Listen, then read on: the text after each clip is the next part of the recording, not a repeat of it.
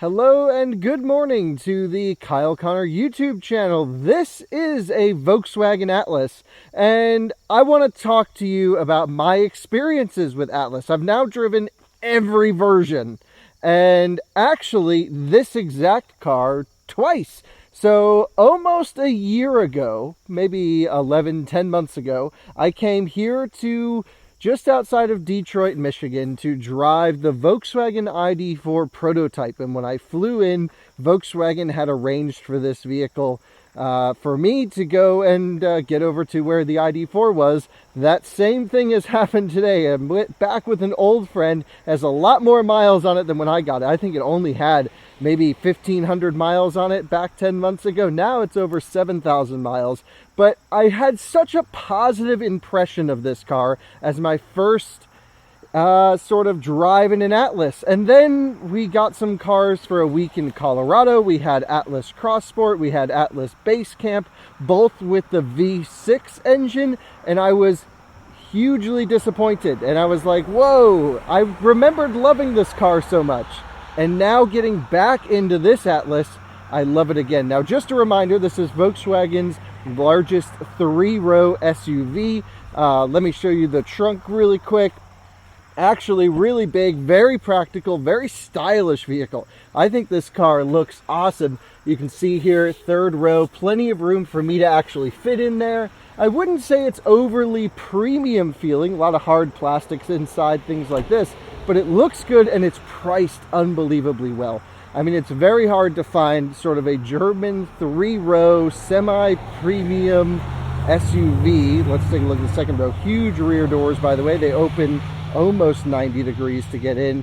You can see fairly good leather quality. Nothing, amazing. It's USB-A, not USB-C. It's just kind of a nice car. This particular one is a very low-spec Atlas. It's an SE, so it's not totally base, but almost base. No adaptive cruise control, no sunroof, things like this. But it feels premium. It does the really nice door thunk thing. Jumping inside here. Yep, 7,100 miles on this one now. Buckling up, foot on brake. Start button. So let's go for a drive in this Atlas 4-cylinder. We have everything set the way we kind of want it. In normal mode, into drive. And that's how you drive an Atlas. We're on a little bit of dirt because I staged it for the beginning of our video. You'll have to forgive the video for the next few seconds. It's going to be very sunny, but that's just nothing I can do about that. So let's pull on out of here. Let's talk about, why did I have such a positive impression of this car early on? And then when I got Atlases at the house in the office in Colorado, I was like, oh, whoa, this is pretty bad. Well, there's a couple things. The first off is the engine choice. So this is the 2-liter 4-cylinder turbocharged engine that you can get. The V6 technically makes, I think, more power, maybe only 10 or 15 horsepower difference. It's really not much. And the difference at altitude is probably like the 4-cylinders faster. So if I put the transmission in sport and we go into sport mode here, and let's just say I hit it past the kickdown switch, on boost, pulls all the way out to 6,000 RPM, still pulls. I mean, this thing boogies pretty good. I think this would smoke a V6 at altitude. The thing with the V6 is it makes peak power at 6,100 RPM. So for it to move and kind of get going, it needs to rev out pretty far, and it's actually kind of annoying having to really just put your foot down all the time. In everyday driving, it's really nice to have this mid-range torque. This thing is geared so tall on the highway too. At 75 miles an hour, it just sits at 1,800, 1,900 RPM, and it's dead quiet, and it feels so good. So, my preference would be, if I was getting a Atlas of some kind, I would 100% get the 4-cylinder over the 6-cylinder. There are some benefits of the 6-cylinder, though. The first and most notable benefit is the towing capacity. Now, forgive me for not remembering the numbers offhand. It's been a little while since I've done a full review on the Atlas. I have one on out-of-spec reviews, but I think this is something like 2,000 pounds or 2,500 pounds in the 4-cylinder, and then it's like 5,000 pounds. Actually, let's go straight. That was proper driving.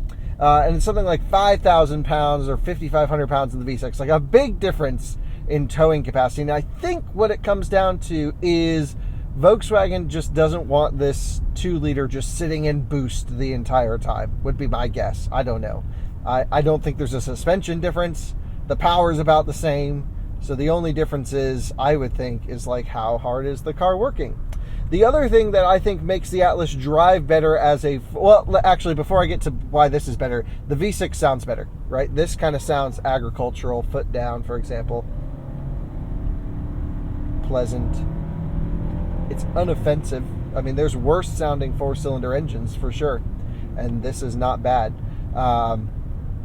So yeah, but the V6 does sound really good when you rev it out, but it doesn't hold at the rev limiter when you have it in manual mode. It's not like a sporty car, so I wouldn't evaluate it in, sort of, doesn't need a good sounding engine. It needs an effective engine, and this is more than effective at moving it, and I would say quicker in the real world application. Personally, like I said, I would get the 4-cylinder. Now let's talk about one other big issue I have with the V6 Atlas, which is the throttle pedal calibration. There's no one behind us right now. I have not tried this, but we're all in normal mode. Let's try and come from a stop off the line, stopping normally. Yeah, it's still there a little bit, but not nearly as bad, and then it dies. So whoever did drivetrain tuning on Atlas specifically has it so it just gives like this unbelievable sharp torque curve off the line. It's very noticeable in the V6. I feel it here too, but I can tell you not nearly as bad, but still there. Where when you're pulling away from a light and you just tip into the throttle, it like gives you a whole bunch of power, and then it dies off and you got to hit your foot back down again. It makes it very hard to do a smooth start, actually.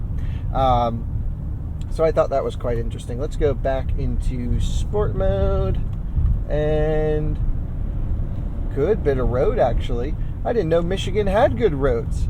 I've never really been to this area of Michigan before. Let's drop it in manual mode, drop the gears, and power down. Upshifts when I tell it to. Nice. All good. Yeah. Okay, so driving the V6, I really was disappointed with rattles because of the sunroof had some issues. Granted, the cars that we had were really heavily used ones, especially that base camp that we did our off-road review with. Like, that thing just felt like it had been through the ringer. It was knocking with suspension clunks, and the sunroof was all bad, and I was like, oh, wow, that's not what I remember about the Atlas at all. And the other thing is, I think the weight of the V6, maybe the suspension's different, but the front end is so wafty and wobbly on the two V6s that I drove. One a cross sport, one a full size like this. And this has not exhibited that behavior, where when I hit a bump, I hit it once and then it's done. In those vehicles, I would hit it and then it would do the old 1970s Cadillac thing where it would just bounce. And I was like, whoa, it's like I'm driving a cruise ship. This feels better. It's soft. It's compliant. In no way is this a sporty vehicle. But this is certainly what I would expect here. Let's just kind of shove it around some corners. Oh, ripping the Sienna. Nice. That dude was on it. That was awesome. Yeah, this thing feels pretty damn good. And look, I'm just at 2,200 RPM, and I still had a load of torque. That's the benefit of turbocharging. So... yep, okay. I think that if you're going to buy an Atlas, aside from the towing thing, you got to get the 4-cylinder. And this car drives like night and day to the V6, like night and day. And maybe it's this particular one, it's just a really good one. But the suspension, this one's an SE versus SEL Premium and Premium R-Line, I think were the two that we had. This thing just drives great. So in terms of other things about this car that you need to know, it's like a great 3-row family sedan. It doesn't really have that much off-road cred, but it's great for like areas around here. It's not pretentious, but it is premium. It looks good. It fits in. You know, we're sort of in a nice part of Michigan. It looks good here for sure. I like it. And I really was like, the Atlas sucks after the two V6s that we had here. We'll just make a U-turn and head back. Take a look at the turning radius. Really good turning radius. And this solves all the problems that I had. Foot down. Revving it out. Ooh, 6,200 RPM. Upshift. Nice. We're still on it. Oh, this thing boogies so good.